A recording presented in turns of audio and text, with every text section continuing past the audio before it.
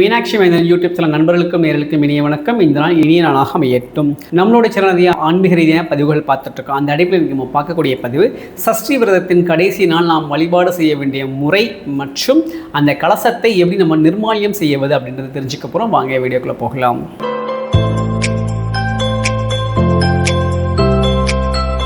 அஞ்சுமுகம் தோன்றில் ஆறுமுகம் தோன்றும் வெஞ்சம் நெஞ்சில் வெயில் தோன்றும் நெஞ்சில் ஒரு கால் நினைக்க இருகாலம் தோன்றும் முருகாசனம் கந்தாசனம் ஓர் முன் திருச்சிற்றம்பலம் தில்லையம்பலம். நம்ம 6 நாளும் 6 தீபம் ஏற்றி முருகப்பெருமானை வழிபட்டாச்சு. 7ஆம் நாள் திருக்கல்யாணத்தன்னைக்கு முருகப்பெருமான் வந்து முதல் நாள் சூரசம்ஹாரம் செய்தனால மறுநாள் வந்து ரொம்ப கோபமாக இருப்பார் அப்படின்னு சொல்லுவாங்க. அதற்காக அவருக்கு தயிர் சாதம் நெய்வேத்தியம் செய்து அவரை சாந்தப்படுத்தணும். அதுக்கப்புறமாக பானகம் வச்சு வழிபாடு செய்யலாம்.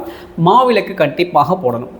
மாவிளக்கு போட்டு இது 3ம் செஞ்சு முருகப்பெருமானை வழிபட்டு சாந்தப்படுத்தினதுக்கப்புறமாக நம்ம ஏற்கனவே கலசம் வச்சோம் இல்லையா, முதல் நாள் கலசத்தில் முருகப்பெருமான் ஆவாகனம் பண்ணியிருக்கோம் இல்லையா, அந்த கலசத்தை எடுத்து அந்த தேங்காய் மாவிலையெல்லாம் தனியாக எடுத்து வச்சுட்டு அதில் கூடிய அந்த தீர்த்தத்தை வீடு ஃபுல்லாக தெளிச்சு விட்டுக்கோங்க.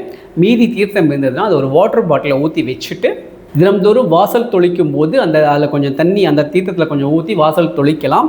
அல்லது வெள்ளி செவ்வாய்க்கு விளக்கேற்றும் பொழுது அந்த தீர்த்தத்தை வீடு ஃபுல்லாக தொளிச்சுட்டு விளக்கேற்றலாம். நம்ம ஏதாவது நல்ல காரியத்துக்காக போகிறோன்னா அந்த தீர்த்தத்தை தலையில் தொளிச்சுப்போம். நல்ல காரியம் சிறப்பாக நமக்கு முடியும்.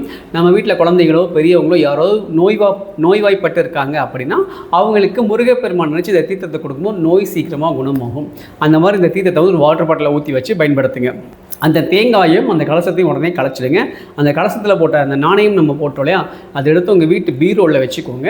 அடுத்த வருஷம் சஷ்டி வரைக்கும் அது இருக்கட்டும். அப்போ தான் வந்து தொழில் வளர்ச்சி நிறையா இருக்கும். இந்த கலசத்தை கலைச்சதுக்கு அப்புறமாக இதெல்லாம் முடிச்சுட்டு கலசத்தை வந்து அன்னைக்கு பூஜை முடிச்ச உடனே கலைச்சிருங்க. என்ன காரணம் அப்படின்னு கேட்டால், நம்ம அடுத்தடுத்து விட்டுட்டோம், நாள் தள்ளி போயிடும், நமக்கு கலசத்தை கலைக்கவே முடியாது. அதனால் 7ஆம் நாள் திருக்கல்யாணமோ பாவாடை தரிசனமோ பார்த்துட்டு வந்துட்டு வீட்டில் பூஜை பண்ணி வழிபாடு செய்து முடிச்சதுக்கப்புறமாக நைவேத்தியம் செய்து முடிச்சதுக்கப்புறமாக அது மாலை நேரமாக இருந்தாலும் பரவாயில்லை, தீபமெல்லாம் ஏற்றி தீபத்தெல்லாம் குளிர வச்சுட்டு உடனடியாக முருகப்பெருமானுக்கு நன்றி சொல்லி தூப தீபங்கள்லாம் காமிச்சிட்டு அந்த கலசத்தை கலைச்சிடுங்க. எல்லாத்தையும் நான் சொன்ன மாதிரி தீர்த்தத்தெல்லாம் ஊற்றி எடுத்து வச்சுட்டு அந்த அரிசியை வந்து அடுத்த வெள்ளிக்கிழமை பொங்கல் வச்சு சுவாமிக்கு வழிபாடு செய்ய முடிஞ்சால் வச்சு வழிபாடு செஞ்சு முடிச்சுட்டு நன்றி சொல்லி நிறைவு செஞ்சுங்க. இவ்வளோ தான் கலசத்தை கலைக்கும் முறை. இந்த முறையில் வழிபாடு செஞ்சிங்கன்னா முருகப்பெருமான் அளப்பரியான வளர்ச்சியை வந்து நமக்கு தருவார். ஏன்னா அடியன் வந்து கடந்த 10 வருஷமாக கலசம் வச்சு இந்த முறையில் தான் வழிபாடு செஞ்சிட்ருக்கேன். நிறைய வளர்ச்சியை முருகப்பெருமான் கொடுத்துறதா இருக்கா.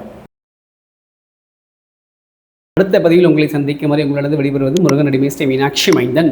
வான்முகில் வளாது பெய்க மலிவளம் சுரக்க மன்னன் கோன்மூர் அரசு செய்க குறைவிலாதவர்கள் வாழ்க நான்மறை இறங்கல் உங்கள் நட்சமம் வெல்வி மல்க மேன்மைகள் செய்வனதை விளங்குக உலகமெல்லாம் திருச்சிற்றம்பலம் தில்லையம்பலம்.